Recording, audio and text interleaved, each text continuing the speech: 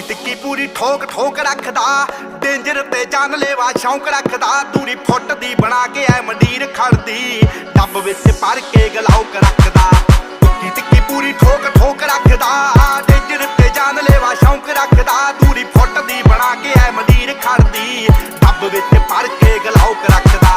ਓ ਖੂਨ ਨੂੰ ਦਲੇਰੀ ਰਹਿੰਦੀ ਪੰਪ ਕਰਦੀ, ਲੋ ਰਾਈਡਰ ਸੜਕੀ ਉੱਤੇ ਜੰਪ ਕਰਦੀ। ਅੱਲੜਾਂ ਦੇ ਸੀਨੇ ਠਾਰਦੀ ਆ।